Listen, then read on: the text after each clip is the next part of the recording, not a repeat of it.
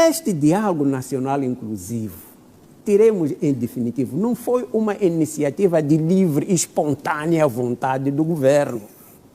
Porque se nós admitirmos isto, estaríamos de facto a nos reduzir àquela situação de falta de saber ler e escrever do anterior ao ano de 1975, quando os índices de ignorância giravam acima dos 90%. Esta iniciativa deste diálogo, definitivamente, para mim, nunca foi desse. Assim como ninguém me vai convencer que foi o governo que decidiu, por exemplo, reduzir o preço das portagens. De 30, por exemplo, como é que é? De 40 para... Quer dizer, decidiu assim o governo, tomou posse, agora vamos... Quer dizer, também é possível concebermos isto. Nós, afinal de contas, quando nos mandam à escola, é para irmos fazer o quê?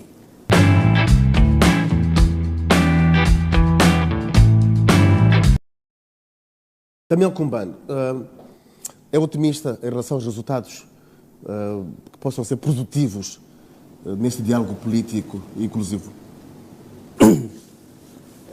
Sobre a questão que me coloca, tendo em atenção que o próprio programa diz, o título é Direito à Opinião, eu provavelmente, em algumas ocasiões, na minha página de Facebook já tenha adiantado algum ceticismo sobre, primeiro, a própria composição da comissão, segundo, sobre a sua presidência.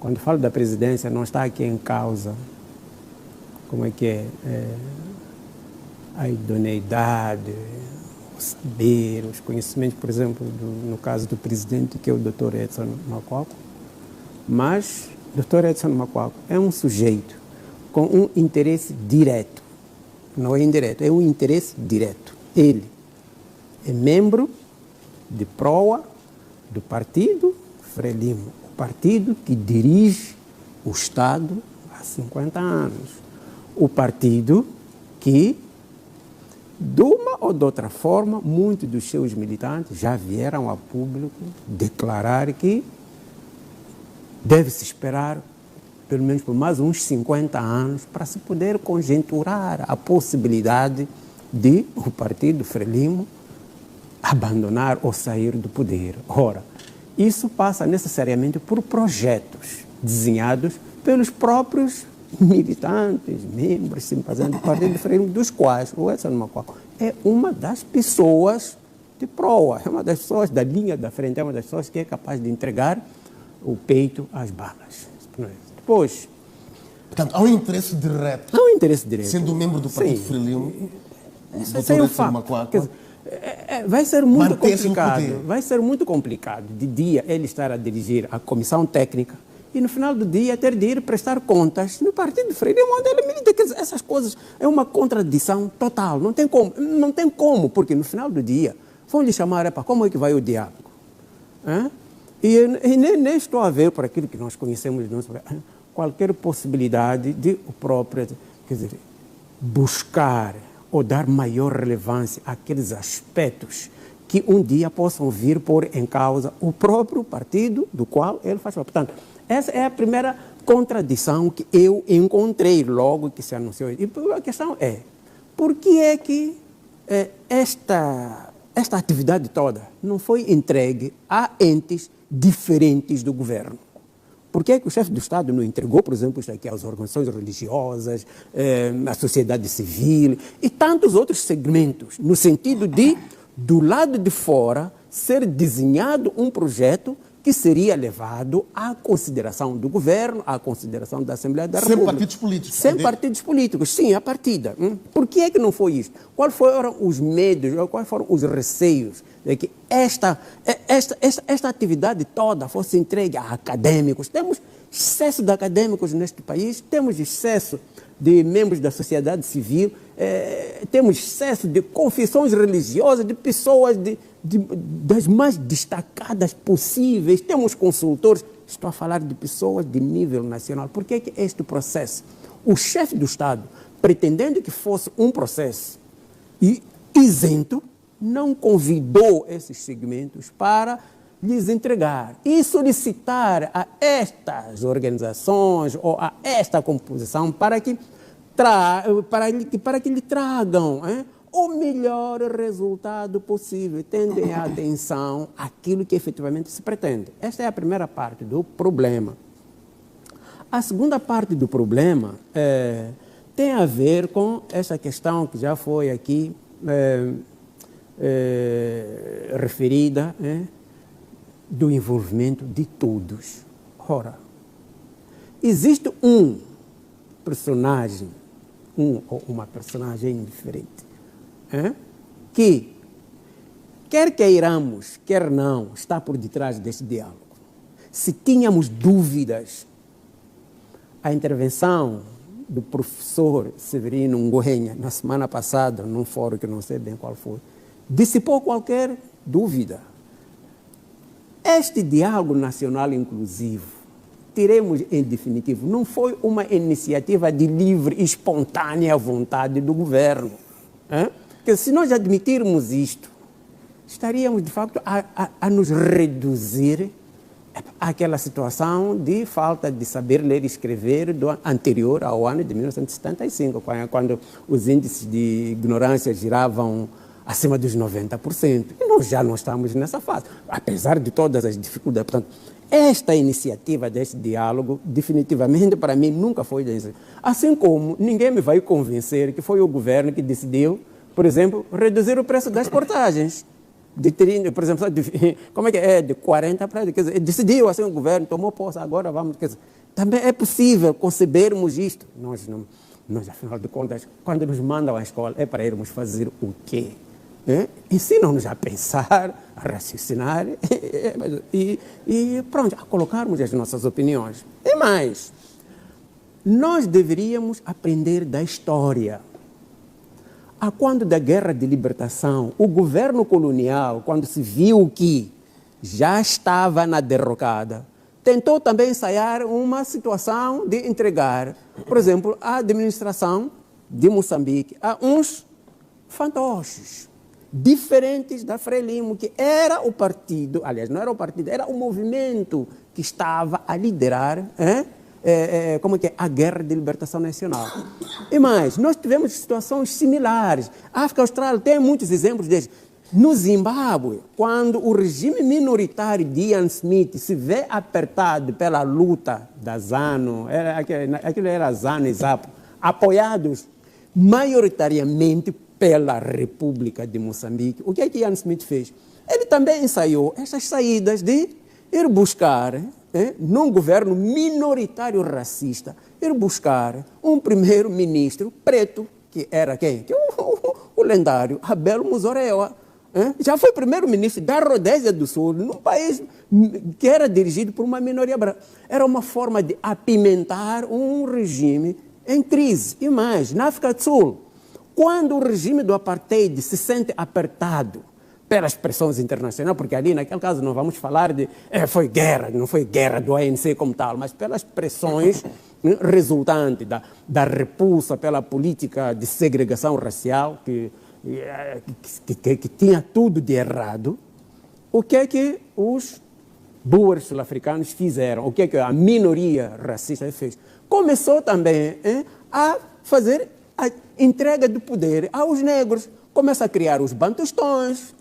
É quando começa-se a falar, por exemplo, de bantustão de Transkei, bantustão de Bophuthatswana, bantustão de Venda, não sei qual. Eram negros sul-africanos a quem o regime racista tentava os apresentar como os legítimos, sim, como os legítimos representantes do povo sul-africano. Mas, efetivamente, naquela altura, quem era o legítimo representante do povo sul-africano era o ANC, cujo presidente, Mandela, estava a mofar na cadeia. Em Moçambique, para não falarmos de fora, deixarmos a nossa realidade, quando a guerra começa a intensificar, quando o país começa a tornar-se inviável, o que é que o governo de Moçambique fez? Está a falar da guerra civil? Sim, guerra civil, aquela famosa guerra dos 16 anos. O que é que o governo de Moçambique contornou a Renamo para ir conversar com o governo da África do Sul. E foram os dois celebrar o acordo deles, aonde? O famoso acordo de Incomate, na ausência de quem? Da Renamo, porque dizia o governo moçambicano na altura que não tinha qualquer interesse em conversar com o cão, mas sim conversar com o dono do cão. E o que aconteceu foi que exatamente o governo moçambicano foi conversar com o dono do cão, que era o regime da África Sul. Resultado, o que é que deu? Não deu absolutamente nada. E quando é que veio terminar a guerra em Moçambique? Foi quando se aceitou conversar com o próprio cão, quando se foi a Roma para se ir sentar. A Renamo e o governo em Roma e conversaram. Aqui, mais recentemente, também dissemos, quando se estava no auge das manifestações, muitos defendiam, não, porque é que o Venâncio não vai ter como presidente? Nós dizemos, não, quem tem poder de chamar o outro é o chefe do Estado e não o inverso, isso não existe. Muitos defenderam isso. Mas quando o chefe do Estado decidiu chamar o Venâncio para ir conversar com ele, as manifestações pararam. Estamos perante um líder ou não?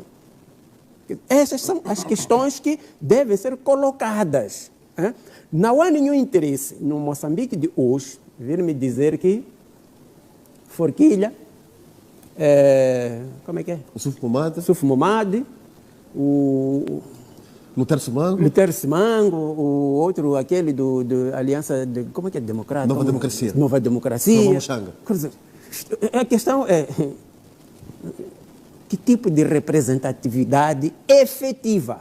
Porque uma coisa é a representatividade, aquela legal, a outra coisa é a representatividade efetiva, nos dias de hoje. Porque nós temos que ter atenção que nós estamos a precisar de um Moçambique de hoje para frente, não de hoje para hoje.